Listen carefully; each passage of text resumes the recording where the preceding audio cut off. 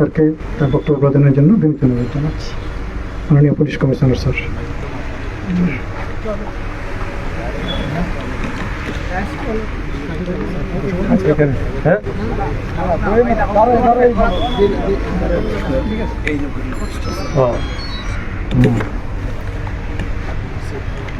বিসমিল্লাহির রহমানির রহিম।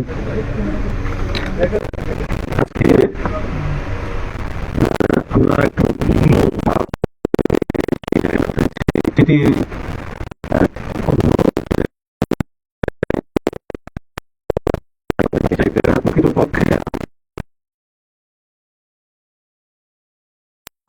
কিন্তু সরকারের যে দপ্তর আছেন তারাও হয়তো আছেন, তারা মনে করছেন যে এইভাবে হয়তো আছে, যেভাবে তাদের তরফ থেকে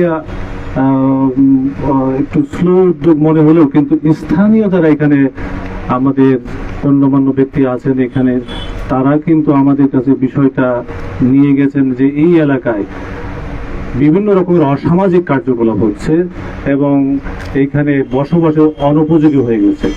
তো সেই লক্ষ্যকে, সেটি আসলে মূল অভিযোগটা আমাদের কাছে যখন আসে, তো তার ধারাবাহিকতায় আজকে আমরা এখানে আলোচনা করতে আসছি এবং সেটার একটা সুষ্ঠু, আমার মনে হয়, সমাধানের দিকে আমরা অনেকটা এগিয়ে গেছি।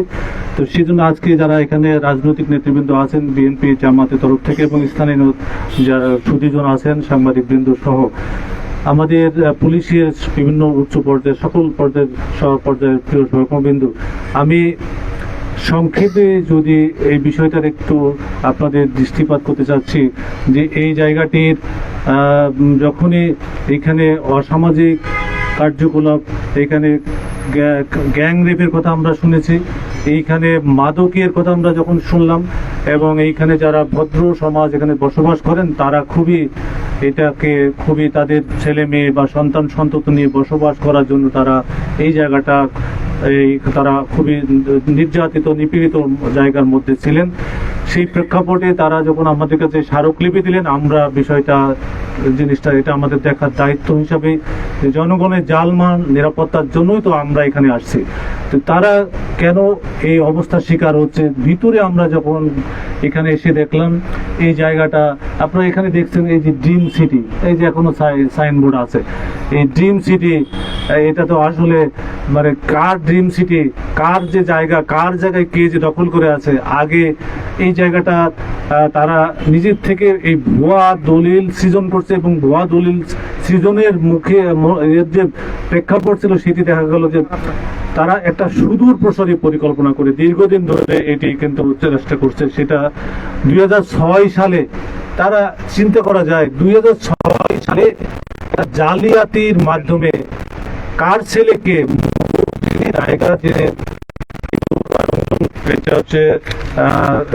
মূল জায়গার মালিক আমরা রজনী দত্ত,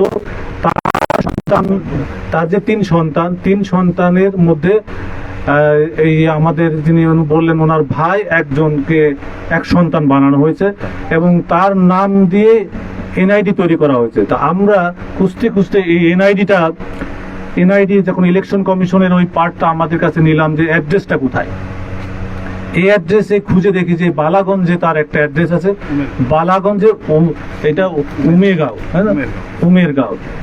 ওখানে আমার ডিসি এবং ওসি সাহেব নিজে গেলেন এবং সংশ্লিষ্ট থানার ওসির সাথেও কথা বললেন যে উমেরগাঁও নামে কোনো গাঁওই তো নাই, ওইখানে কোনো গ্রামই নাই। তো সেটা কিভাবে তাহলে সম্ভব, এটা কিভাবে তাহলে এই গ্রামটা এনআইডি কিভাবে তৈরি হলো। এবারে তারপরে দেখা গেল যে তার একটা পাসপোর্ট তৈরি হয়েছে এবং 2006 সালে, এরপরে ওই যখন তাকে পেলাম না, এরপরে তার বর্তমান ঠিকানা আমরা খুঁজে বের করলাম, এই ভাতালিয়াতে তাকে খুঁজে পাওয়া গেল, যাকে ধরে ওনার ভাই, যাকে আসলে মানে শশাঙ্ক নাম দিয়ে যেটা করা হলো, আসলে প্রকৃতপক্ষে তার নাম হচ্ছে শশাঙ্ক, কিন্তু তাকে ওই রজনী রঞ্জন দত্তের দ্বিতীয় ছেলে হিমাংশু কুমার দত্ত হিসাবে পরিচয় দিয়ে তার এইভাবে এনআইডি সৃষ্টি করা হলো। এরপরে আমরা তাকে যখন নিয়ে আসার পরে দেখলাম যে তিনি সব সত্য কথা বললেন, আসলে সে অত্যন্ত সহজ সরল মানুষ এবং আমরা লক্ষ্য করেছি যে তাকে প্রলোভন দেখিয়ে এবং বিভিন্ন রকমের ভয় ভীতিও দেখিয়ে তার কাছ থেকে এইভাবে একটা জালিয়াতির মাধ্যমে এনআইডি সৃষ্টি করেছেন এবং তার পাসপোর্টও তৈরি করেছেন। এর পরবর্তীতে তাকে একটা আম মুক্তারনামা তৈরি করে তারা এইভাবে রেজিস্ট্রি দলিল করলেন এবং পরে এই জালিয়াতির উপর আবার জালিয়াতি করছে যে আর এক গ্রুপ।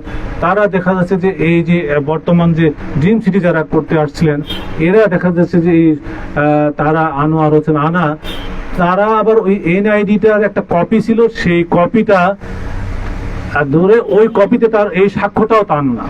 2024 সালে আর একটা জালিয়াতি করছে যে সেটাতে তার কোনো এই স্বাক্ষরও সে বলছে এই স্বাক্ষর আমার না, আমার এনআইডির উপরে আমার নাম থেকে কিন্তু স্বাক্ষরটা তার দিয়ে এভাবে চালানোর চেষ্টা করা হয়েছে। তো এইভাবে একটা দীর্ঘদিনের একটা চক্র, অত্যন্ত মূল্যবান এই সম্পদ এবং আমাদের কাছে সেভারাল টাইম এই পরবর্তী জালিয়াতি চক্র আমাদেরকে বিভিন্নভাবে যে কেন আপনারা এখানে পুলিশ ক্যাম্প দিয়ে রাখছেন, আমাদের জায়গা কেন আপনারা এখানে আছেন কেন, এবং পরে এখানে তারা গেছেন। পরবর্তীতে আপনার হাইকোর্টের এই অ্যাটর্নি অ্যালায়েন্স থেকে আমাদের কাছে এই যে টু দি পুলিশ কমিশনার আমাকে সরাসরি অ্যাড্রেস করে যে এইভাবে এই জায়গাটার ব্যাপারে তারা মানে হাইকোর্ট থেকে একটা অ্যাটর্নি অ্যালায়েন্স, এটা একটা অ্যাডভোকেট আসলে বেসিক্যালি। তা আমি বললাম যে আমি হাইকোর্ট ঘোরা লোক, অতএব আমি হাইকোর্টের ওই ভয় আমাকে দেখাবেন না, আপনারা জালিয়াতি করছেন, আপনারা যদি পরে আর একটু বেশি মানে আমি তো খুবই মনে করছি যে তারা থেমে যাবে, যে পুলিশের এইখান থেকে এই ক্যাম্পটা সরানো অস্থায়ীভাবে এটা তারা পুলিশ দখল করে নেয়, এই এলাকার নিরাপত্তার স্বার্থে আমরা করেছি। তো সেই ক্ষেত্রে জনগণের স্বার্থে এটাতে তারা এরপরে ঢাকা রিপোর্টার্স ইউনিটিতে আবার যে ওখানে সংবাদ সম্মেলন করছে এবং ওসি সাহেবের নামে বলছে যে 3 কোটি না 4 কোটি টাকা খেয়ে তিনি এটাকে এই ক্যাম্প স্থাপন করছেন।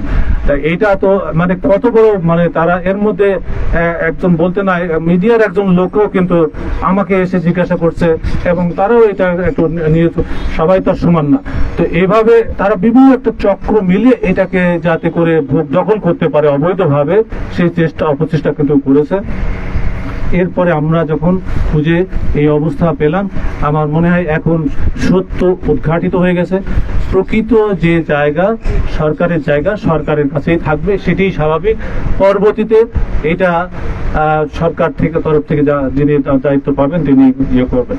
আমার ইয়েটা হচ্ছে যে এইখানে একটা দীর্ঘদিনের যে সিন্ডিকেটটা আমরা ভেঙে দিতে পেরেছি, এটা হচ্ছে আমাদের, আমি মনে করি এটা দীর্ঘদিনের এবং এই এলাকার আপনাদের সহযোগিতার কারণে এটা সম্ভব হয়েছে। এই তথ্যগুলা আপনারা যদি না দিতেন হয়তো আমরা অতটা দৃষ্টিপাত করতাম না। তো সে কারণে আপনাদেরকে আমরা ধন্যবাদ জানাই এবং আমাদের অস্থায়ী পুলিশ ক্যাম্পের কারণে এই এলাকায় তারপরে আর আমরা কখনোই এখানে দেখিয়ে নাই কোনো রকমের অঘটন।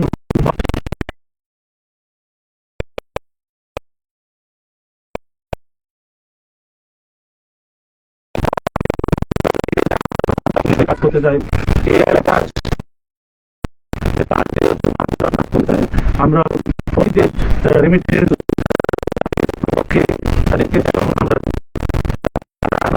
ইনকাম দিয়ে এখানে তারা যে ভাবে অনেক সময় অবৈধ হয়ে দখলদারদের শিকার হয়েছেন সেটি যেমন আমরা চেষ্টা করেছি, একই সাথে যারা এইভাবে বিভিন্ন জায়গায় সমাজের আরো বিভিন্ন জায়গায় আমাদের কাছে আরো অভিযোগ আসছে, এগুলো আমাদের কাছে আমরা বিশ্লেষণ করে দেখছি।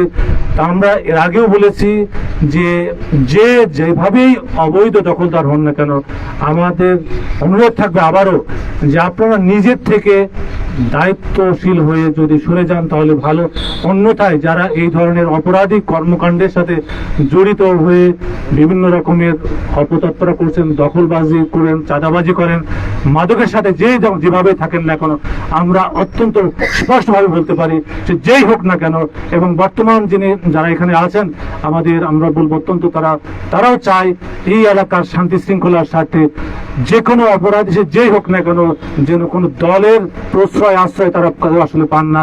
কালা জামালের কথা যেটা বলেছেন, এই কালা জামালটা কিন্তু এখানে একটা সিন্ডিকেট করার চেষ্টা করেছিল এবং কালা জামালকে পরবর্তীতে আমরা অ্যারেস্ট করেছি। তো সে যেই হোক না কেন প্রকৃতপক্ষে এখানে আমি মনে করি সিলেটে অত্যন্ত রাজনৈতিক, তারা অত্যন্ত দূরদৃষ্টি সম্পন্ন এবং সৎ রাজনীতিবিদ এখানে আছেন, সে কারণে আমাদের আরো সহজ হচ্ছে আমরা তাদের প্রতি কৃতজ্ঞতা জানাই। প্রকৃতপক্ষে সিলেট যে পুণ্যভূমি, সেই পুণ্যভূমির মর্যাদা রক্ষার জন্য আমরা সবাই মিলে যদি এগিয়ে আসি, তাহলে আমার মনে এটা আরো সহজ হবে।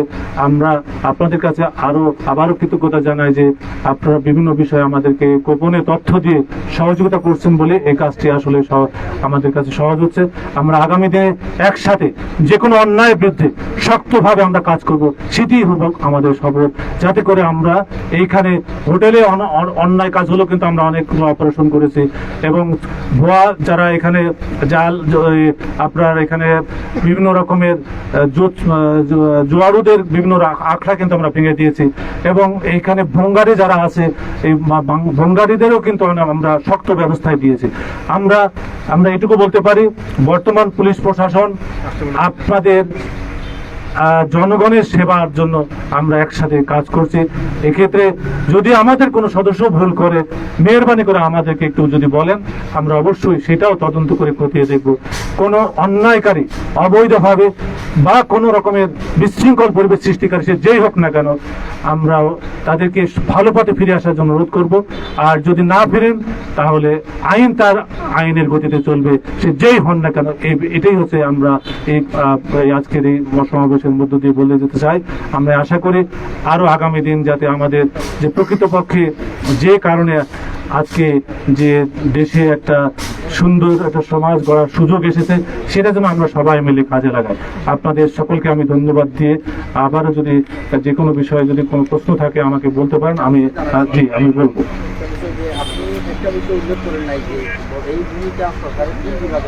এটা এই পর্যায়ে এটা মৎস্য বিভাগের এলএকেএস এর মাধ্যমে তাদেরই এটা খতিয়ানে আছে।